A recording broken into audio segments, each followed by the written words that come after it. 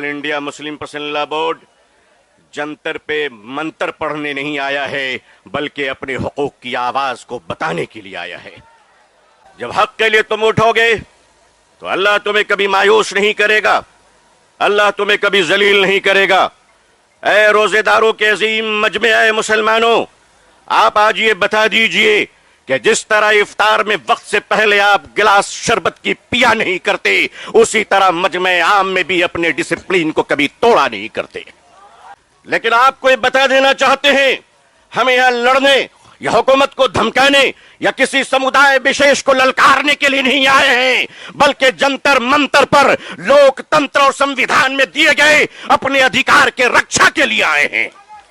मैं भारतीय हूं और भारतीय समाज का हूं। हमने वो परिवार देखे हैं कि जिस परिवार में पत्नी शाकाहारी है और पति मांसाहारी है, एक धर्म पत्नी अपने पति के लिए अंडा गोश्त मछली बनाने के बाद स्नान करती है और खुद सब्जी बनाकर खाती है। मैं पूछता हूं इस देश से, अगर यहां एक शाकाहारी पत्नी मांसाहारी पति के साथ अपने जीवन को बिता सकती है, तो हिंदू और मुसलमान इस देश में साथ में क्यों नहीं रह सकते? लेकिन अजीजान मिल्लत, माननीय प्रधानमंत्री जी कहा करते हैं कि हमारे जमाने में जब हम बचपन में थे तो ईद के रोज हमारे घर में खाना नहीं बनता था, पड़ोसी मुसलमान खाना भेजता था। प्रधानमंत्री जी, मुसलमान आज भी जिंदा है, आप इजाजत दीजिए, मोहब्बत से प्योर शाकाहारी खाना हम आज भी ईद में भेजने को तैयार हैं।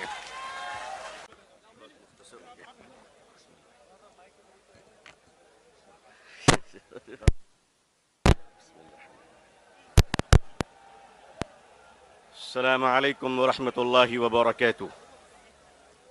बिस्मिल्लाहिर्रहमानिर्रहीम वबिही नस्तईन नहमदुहु व नुसल्ली अला रसूलिहिल करीम। All India Muslim personal law board के मुअज़्ज़ज़ सदर जनाब फ़क़ीहुल असर हज़रत मौलाना खालिद सैफुल्लाह रहमानी साहब, बोर्ड के मुअज़्ज़ज़ जनरल सेक्रेटरी हज़रत मौलाना शाह फज़लुर रहीम मुजद्दिदी साहब की क़यादत में all India Muslim personal law board Jantar पे मंतर पढ़ने नहीं आया है, बल्कि अपने हुकूक की आवाज को बताने के लिए आया है।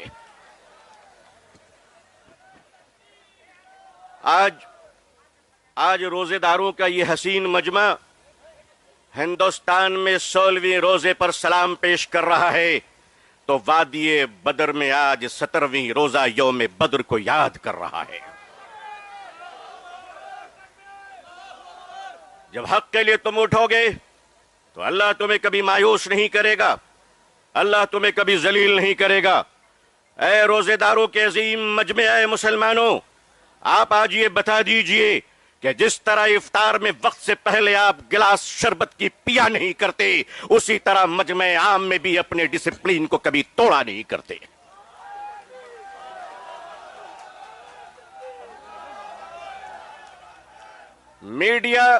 मीडिया का काम है आपसे पूछना, आपका काम है बिल्कुल खामोश रहना।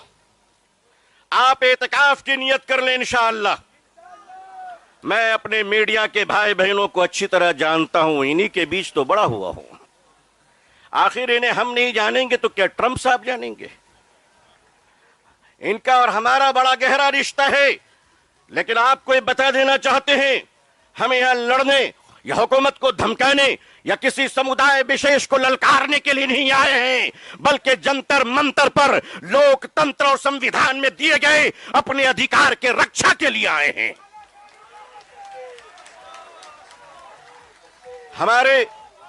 हमारे ऑनरेबल एमपीज जो दूसरे धर्म और समुदाय से ताल्लुक रखते हैं, हम उनका इस्तकबाल और स्वागत करते हैं। मैं उस देश का रहने वाला हूं, मैं भारतीय हूं और भारतीय समाज का हूं। हमने वो परिवार देखे हैं कि जिस परिवार में पत्नी शाकाहारी है और पति मांसाहारी है, एक धर्म पत्नी अपने पति के लिए अंडा गोश्त मछली बनाने के बाद स्नान करती है और खुद सब्जी बनाकर खाती है। मैं पूछता हूं इस देश से, अगर यहां एक शाकाहारी पत्नी मांसाहारी पति के साथ अपने जीवन को बिता सकती है, तो हिंदू और मुसलमान इस देश में साथ में क्यों नहीं रह सकते?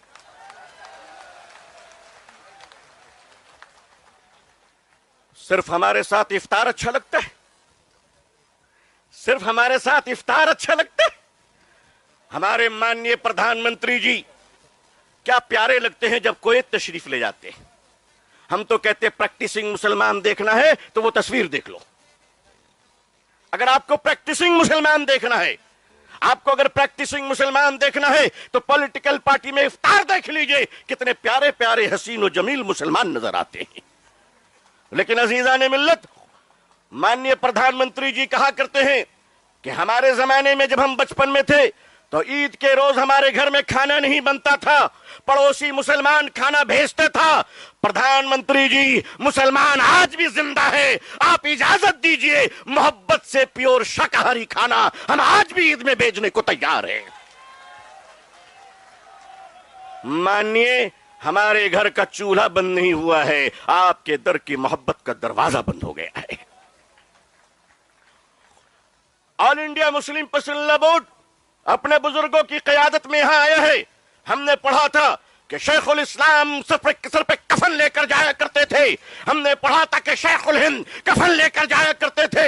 हम मानते हैं हमने उन बुजुर्गों को नहीं देखा, मगर उन बुजुर्गों की निस्बतों से मुंसलिक ये चश्मो चराग की हिफाजत कर लो मुसलमानों। मुसलमानों, आज अपनी क़यादत की हिफाजत कर लो और क़यादत पर एतमाद कर लो। इंशाअल्लाह याद रखना, हम इस्लाम की भी हिफाजत करेंगे। ऐ देश हिंदुस्तान, हम तेरी भी हिफाजत करेंगे। मैं अपने प्रशासन से कहना चाहता हूं, पुलिस डिपार्टमेंट से, हम आपके ही भाई बहन हैं, हम आपके ही समुदाय और समाज से आते हैं। आप हमारे हैं, हम आपके हैं। आज हम हैं, कल नहीं रहेंगे। देश है और देश रहेगा इंशाअल्लाह। औकाफ, ये जो वक्फ की जमीनें हैं, ये बिलीवर्स की चैरिटी है, ये मुसलमानों के बुजुर्गों ने चैरिटी की है, और ये देश की जमीनें देश में रहेंगी और देश ही के काम आएगी। मैं जेपीसी को सिर्फ इतना कहता हुआ जाना चाहता हूं कि आपने बड़ी नाइंसाफी से काम लिया है, बड़ी नाइंसाफी से काम लिया है। आप जिस तरह स्टेक होल्डरों को छोड़कर नॉन स्टेक होल्डरों से बात कर रहे थे, मुझे तो डर लग रहा था कि भारत के बाद शायद आप श्रीलंका जाने वाले हैं। वहां पूछने वाले हैं लोगों से कि बताओ आप नेपाल जाने वाले हैं क्यों? भारत में बांग्लादेश की हसीना अच्छी लगती है, हिंदुस्तान का हुसैन भाई अच्छा नहीं लगता? नहीं अच्छा लगता? आखिर हम आपके हैं, आप हमारे हैं। आइए हम देश को एक पावरफुल शक्ति बनाएं, भारत को एक गौरवशाली देश बनाएं। हिंदुस्तान जिंदाबाद, हिंदुस्तान जिंदाबाद, ऑल इंडिया मुस्लिम पसंदीदा बोर्ड जिंदाबाद, मुसलमान जिंदाबाद, इस्लाम इस्लाम जिंदाबाद। बहुत बहुत शुक्रिया, बहुत बहुत शुक्रिया। अस्सलाम वालेकुम रहमतुल्लाह।